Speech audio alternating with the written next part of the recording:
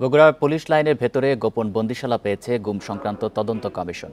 ভুক্তভোগীদের অভিযোগ, সেখানে আটকদের ক্রসফায়ারে হত্যা করা হতো, শরীর ঝলসে দেওয়া হতো গরম চা দিয়ে। মূলত কথিত জঙ্গি ও আওয়ামী লীগ বিরোধীদের আটকে রাখা হতো এই বন্দিশালায়। এ বিষয়ে আরো জানাতে বগুড়া থেকে যুক্ত হচ্ছেন সহকর্মী হাসিবুর রহমান। হাসিবুর, বগুড়ায় এই যে গোপন বন্দিশালার বিষয়ে বিস্তারিত কি জানতে পেরেছেন? পুলিশের পক্ষ থেকে কিছু বলা হয়েছে কিনা এ ব্যাপারে?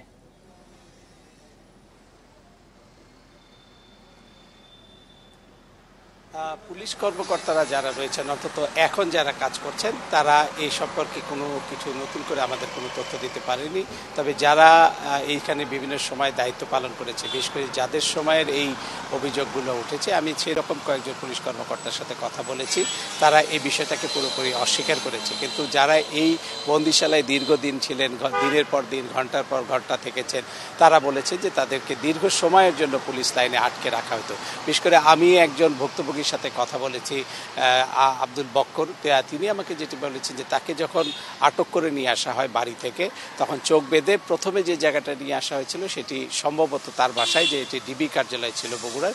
পরে তাকে যেখানে রাখা হয়েছিল সেই জায়গাটা তিনি চিনতে পারেননি, তবে তার যে ধারণা সেটি পুলিশ লাইন হবে, এবং সেখান থেকে তিনি তার যে অভিজ্ঞতা, তার উপরে যে নির্যাতন হয়েছে সেই বিষয়গুলো আমাদেরকে বিভিন্নভাবে বোঝানোর চেষ্টা করেছে। প্রথম যে বিষয়টি বলেছে যে তাকে একসময় এক পুলিশ কর্মকর্তার কাছে নিয়ে যাওয়া হয় চোখ বাঁধা অবস্থায়। সেই পুলিশ কর্মকর্তা তার সাথে কথা বলতে বলতে তার মাথায় গরম চা ঢেলে দেন।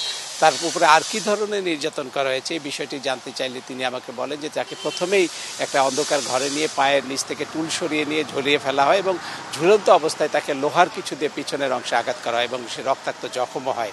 কোনো সময় তার অবস্থাটা এমনও দাঁড়িয়ে গিয়েছিল নির্যাতনের কারণে সে জ্ঞান প্রায় হারিয়ে ফেলে। বিশেষ করে সবচেয়ে বড় যে বিষয়টি হচ্ছে যে তুহিনকে নিয়ে যাওয়া হয়, সেও দীর্ঘদিন এখানে আটকা ছিল, সেটা সে শনাক্ত করেছে, এবং পুলিশ কর্মকর্তা যিনি তুহিনকে নিয়ে গেছে তিনিও এখান থেকেই বগুড়া পুলিশ লাইন থেকেই তুহিনকে গাইবান্ধায় নিয়ে গিয়েছিল।